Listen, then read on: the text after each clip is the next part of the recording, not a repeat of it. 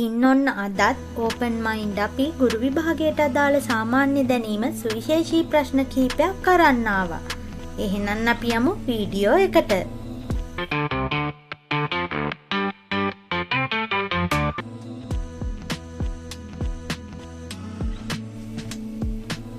රජයේ පාසල්වල ශ්‍රේණිය යන වචනය ඉවත් කර වසර ලෙසින් භාවිතා කිරීම ආරම්භ කරන ලද්දේ 1977 අධ්‍යාපන ප්‍රතිසංස්කරණ මගින්. පාසල් පද්ධතියේ මහත්මා ගාන්ධි ශිෂ්‍යත්ව වැඩසටහන ක්‍රියාත්මක වූයේ කුමන සිසුන් සඳහාද?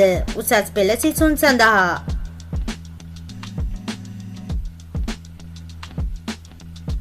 පාසලක දරුවන්ගේ ආරක්ෂාව සඳහා ගැටලුවක් වන පරිදි ඇති ගසක් කපා ඉවත් කිරීමට අවශ්‍ය බලය ඇත්තේ කවුරුන් වෙතද? ප්‍රාදේශීය ලේකම්. ශ්‍රී ලංකාවේ වැඩිම පාසල් ඇති පළාත කුමක්ද? මධ්‍යම පළාත.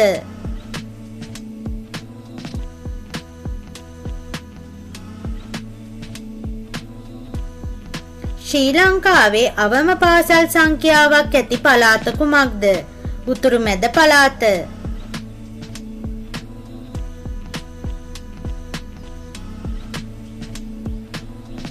අපොස උසස් පෙළ වෘත්තීය විෂය ධාරාව හඳුන්වා දීම සඳහා ආධාර ලබා දෙන ලද රට කුමක්ද?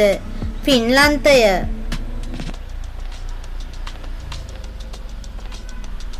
දෙදස් 26 වසරේ පාසල් ළමුන් සඳහා නිල ඇඳුම් ලබා දීමට අනුග්‍රහය දක්වන ලද රට කුමක්ද? චීනය.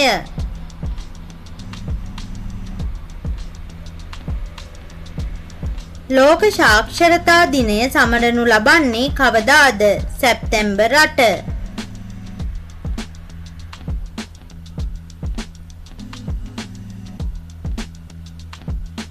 වැඩිම ළමුන් ප්‍රමාණයක් හා ගුරුවරුන් ප්‍රමාණයක් දැකගත හැක්කේ කුමන පාසල් වර්ගයේද? 1AB.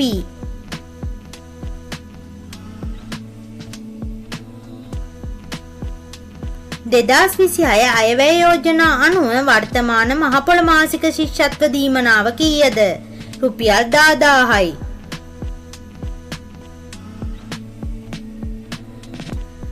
අධ්‍යාපන අමාත්‍යාංශය මගින් ප්‍රථමයෙන් ආරම්භ කරන ලද අධ්‍යාපන විද්‍යාපීඨ සංඛ්‍යාව කොපමණද? විද්‍යාපීඨ 6යි. සුභග ශිෂ්‍යත්ව වැඩසටහන ආරම්භ කරන ලද වර්ෂය කුමක්ද? 2018.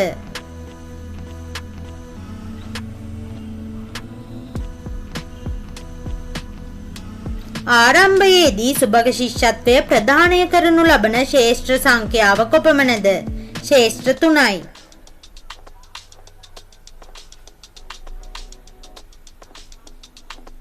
වර්තමානයේදී සුභග ශිෂ්‍යත්වය ප්‍රදානය කරනු ලබන ශේෂ්ත්‍ර සංඛ්‍යාව කොපමණද? ශේෂ්ත්‍ර 5යි.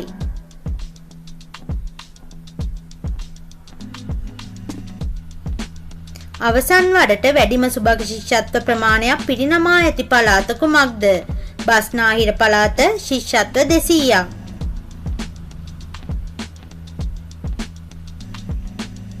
අවසන් වරට අඩුම සුභග ශිෂ්‍යත්ව ප්‍රමාණයක් පිරිනමා ඇති පළාත කුමක්ද? උතුරු පළාත ශිෂ්‍යත්ව 70ක්.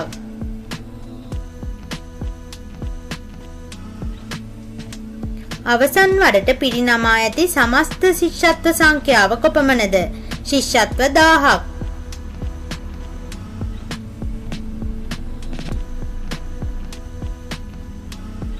සුභග ශිෂ්‍යත්ව වැඩසටහන මගින් ශිෂ්‍යයෙකුට හිමිවන සම්පූර්ණ ශිෂ්‍යත්ව මුදල කොපමණද?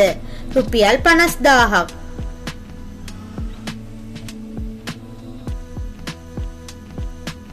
සුභග ශිෂ්‍යත්වය ලබා දෙන වාරික ප්‍රමාණය කොපමණද? වාරික 20ක්.